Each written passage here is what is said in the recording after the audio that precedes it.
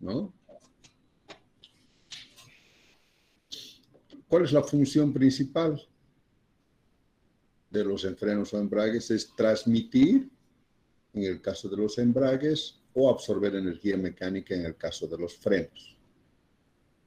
Dice, en el momento de embrague, dos partes de un sistema de transmisión con sus dos masas rotatorias girando a velocidades distintas intentan girar en forma conjunta a una misma velocidad, o bien conducir a una de ellas a la velocidad nula en caso del freno, ¿no? Pueden estar girando a diferentes velocidades y lo que hace el embrague es enganchar o desenganchar, ¿no? Enganchar o desenganchar para que en caso de que sea embrague, para transmitir esta velocidad a esta, o para que la velocidad de esta, de la conductora, sea cero. Eso se llama freno. Freno es cuando se aplica un elemento de fricción a un tambor para disminuir la velocidad de este. Y un embrague es para acoplar y desacoplar. Dice, transmite o absorbe energía mecánica y desacoplar la máquina accionada permitiendo que el motor siga girando. Cambio de velocidades, emergencias y otros. Clasificación. Hay en general frenos y embragues de fricción, frenos y embragues hidráulicos y neumáticos y frenos y embragues magnéticos. Nosotros en este capítulo y en esta materia nos vamos a referir a los embragues de fricción. Los hidráulicos y los neumáticos deberían ver en máquinas hidráulicas y neumáticas, ¿no? Bueno, ¿cuáles son los materiales de fricción que más se utilizan? ¿Qué propiedades deberían tener estos materiales de fricción? Deberían tener primero un coeficiente de fricción alto, ¿no?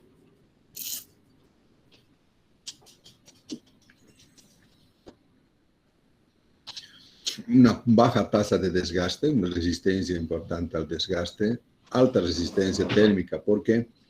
Porque cuando uno va a hacer el frenado, por ejemplo, si vas a frenar, es por rozamiento. Y si hay rozamiento, hay calor.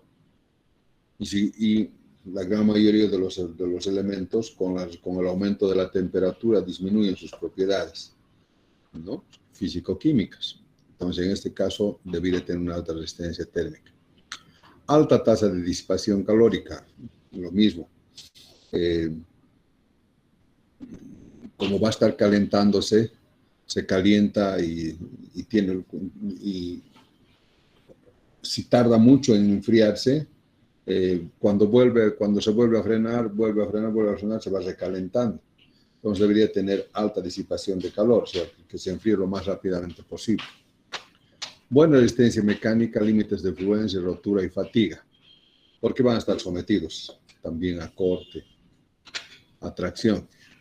Impermeable a la humedad y a lubricantes, también, porque, por ejemplo, si un auto está yendo por una carretera, está lloviendo, se mojan las balatas y si no va a resistir a la humedad y a las cosas si no es impermeable, se va a destrozar, se va a deshacer, ¿no? Entonces debía hacer eso. Dureza debe ser menor. Ahora, la dureza debe ser menor que la del tambor, porque no siempre, acuérdense del queso con vidrio. Siempre que hay dos elementos sometidos a fricción, debemos acordarnos del queso con vidrio. Siempre, uno debe ser el queso, otro cosa debe ser el vidrio, ¿no? Entonces, esta es la balata y este es el tambor. ¿Cuál debiera ser el queso? ¿El tambor o la balata? Hola. ¿Cuál creen que debe ser el queso? ¿El tambor o la balata?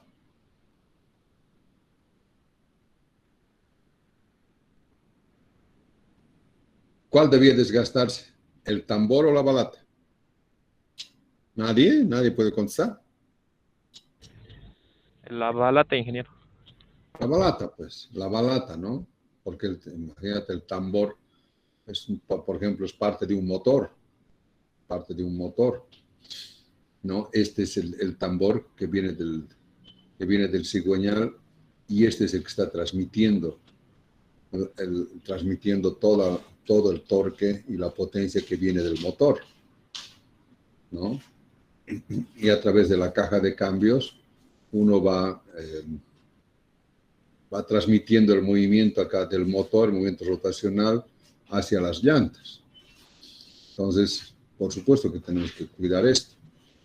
Entonces, el queso tiene que ser las balatas, porque las balatas es barato cambiar. En cambio, si te arruina el tambor o la campana que llaman, te recontra caro, ¿no?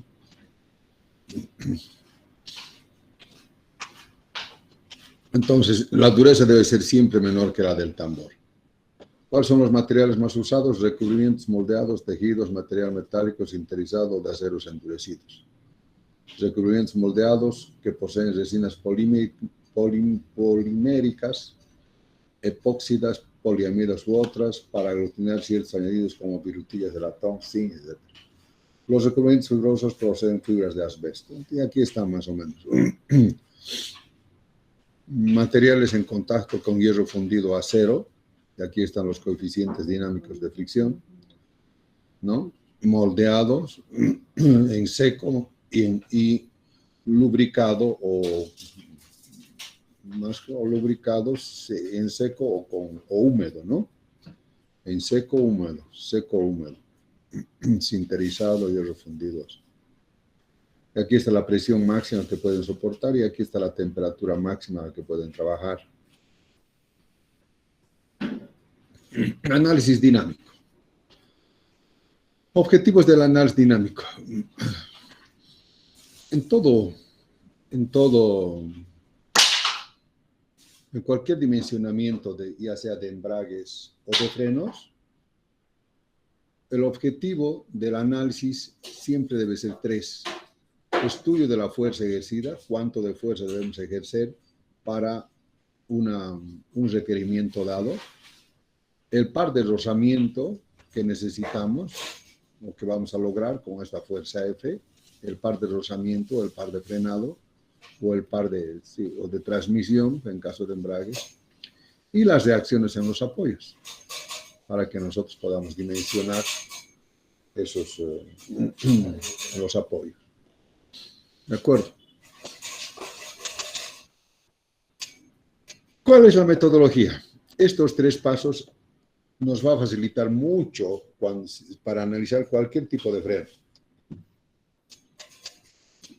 ¿No? Estos tres pasos son recomendables siempre. Primero, suponer una distribución de presiones sobre la superficie de fricción. Sobre toda esta superficie hay que suponer una distribución de presiones. Podría ser, por ejemplo, constante en todo el área, podría ser lineal, dependiendo la forma geométrica del freno, podría ser sinusoidal, etc. Entonces nosotros más o menos debemos suponer una distribución y comprobar que realmente cumple eso además, ¿no? Y comprobar que esa función sí cumple la situación real.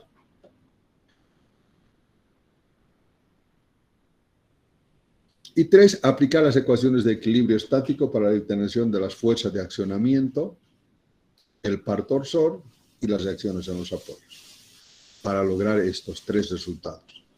Estudio de la fuerza de accionamiento, el par torsor y las reacciones en los apoyos, los tres. ¿De acuerdo? Entonces, para sintetizar, ¿qué buscamos? La fuerza ejercida, el par torsor y la reacción en los apoyos. ¿Cuál es la metodología? Primero, suponer una distribución de presiones, es una función. La segunda, relacionar la presión en cualquier punto con la presión máxima. Y finalmente, aplicar las condiciones de equilibrio para hallar esos tres objetivos. Bueno, vamos a ver autobloqueo y autoenergización. ¿Qué significan esos, cada uno de esos? Bueno, y para eso vamos a analizar una balata plana, ¿no? Vamos a ver el caso A y el caso B.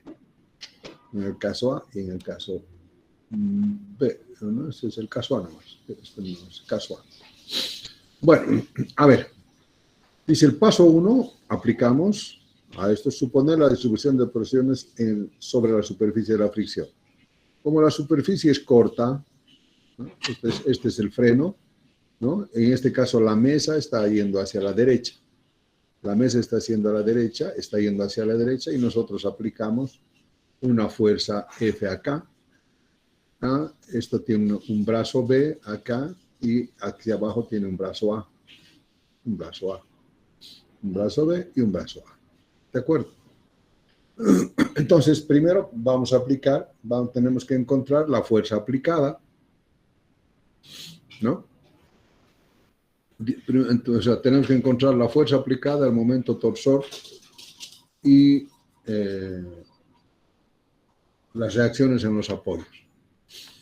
Bueno, para eso hacemos los tres pasos. Primero, suponer una distribución, una función de distribución de presión.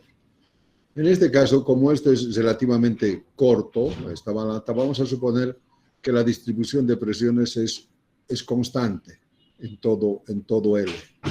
Es constante. Quiere decir que la presión, eso entonces, P es constante en toda la superficie.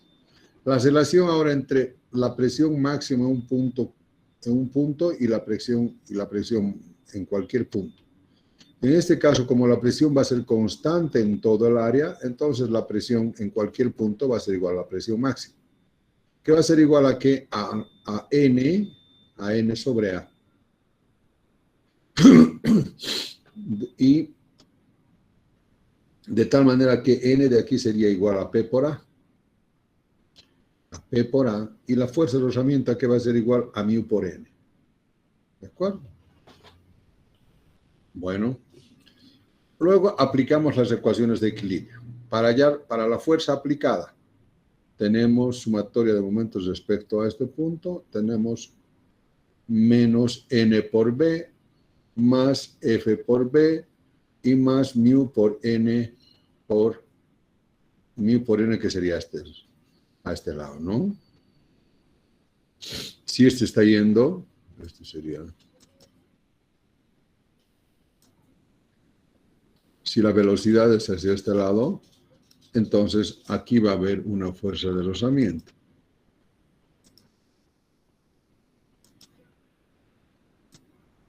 Que va a tener este sentido, ¿no? Sobre la balata.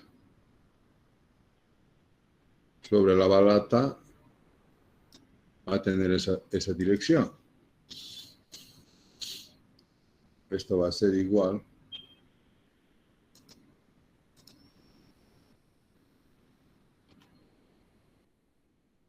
Esa sería la fuerza de rozamiento. Sobre la balata. La mesa se está girando hacia este lado.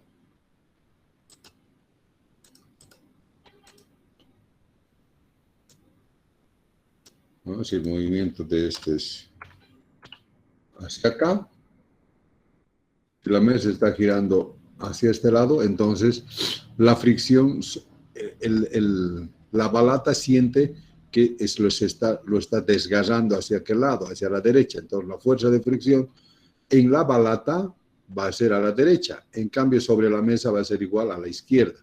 Pero no estamos analizando la mesa, estamos analizando la balata. La balata, por lo tanto, va a sentir hacia la derecha. Entonces sería más FR por A. Y FR sabemos que es mu por N. Entonces de aquí nos sale que la fuerza F de aplicación va a ser igual a N, sacando N de aquí, va a ser B menos mu por A sobre B. Pero N, sabemos, F, sí, N es igual a P por A. Entonces, P por A. B por mu sobre A. Esta sería la fuerza aplicada para generar esta fuerza de rozamiento o para generar esta presión acá. Nosotros necesitamos aplicar esta carga. ¿De acuerdo?